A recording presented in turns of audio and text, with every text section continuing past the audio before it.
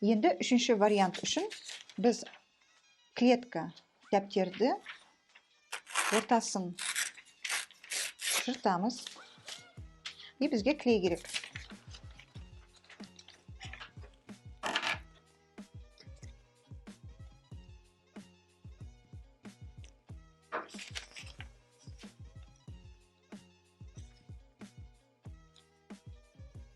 Міне.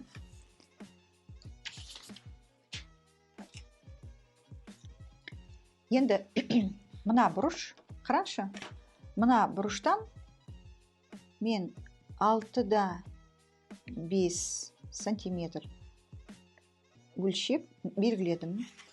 Мына бұрыштан 4-те 5 сантиметр өлшедім, белгіледім. Енді 4-те 5 пен 6-да 5-ті қосамын. Қараңызшы, ол менде 8 сантиметр болып тұр. Жазып қойдым, 8 сантиметр шықты. Бірден осы бұрыштан тік 4 бұрыш тастаймын.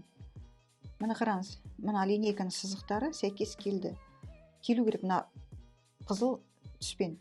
Мына 3 сантиметр тастадым. Және мына бұрышынан, кешіріңіздер, 3 сантиметр тастадым. Сонда менде мына бұрыш шықты. 3. Енді қағазымды былай қойдым да, линейкам 30 сантиметр, қараңыз. Мен 5 сантиметрді 6 рет тастаймын. 1, 2, 5 сантиметрден. 3, 4, 5, 6. 6 рет тастадым. 5.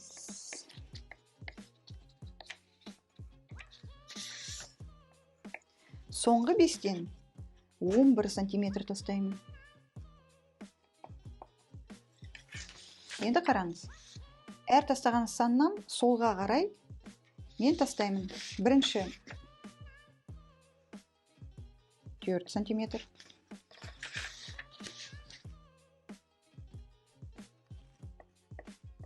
Төртте 5 екіншісінен. 4-те 2 үшіншісінен. 4. Келесіден 3-те 8. Соңғысынан 3-те 5. Енді қарамыз. Ең соңғы 11-ден 14 тастайық. Енді 14 нүктесін қосыңыз 3-те 5-пен. Қалған сандарды мен қосамын үзік сызықпен, пунктир сызығымен.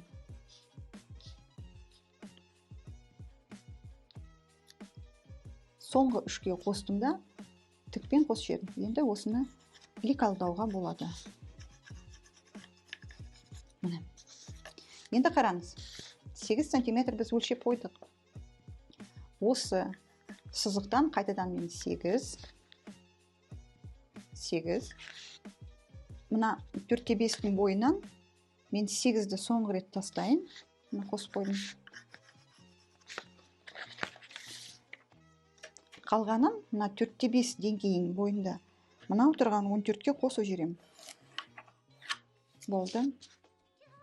Бізде 3-ші вариант шықты.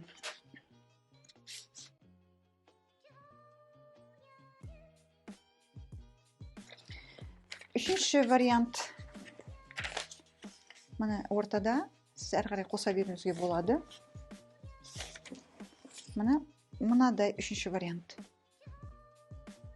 Ал енді осыны мен тігіп көрсетем. 3-ші вариант жағаны мен шешім қабылдадым. Мына қараңыз. Кружева ширинасы 15 сантиметр таңдадым. Енді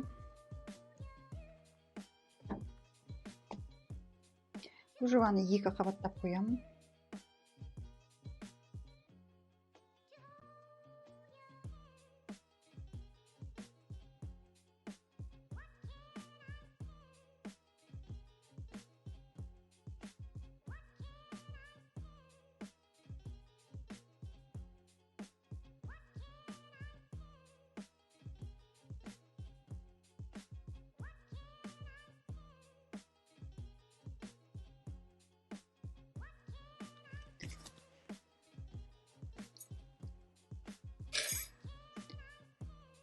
мінекей мен 0,5 қалдырдым ғой тігіске. Бүйтіп қоямын. Айналдырамын да.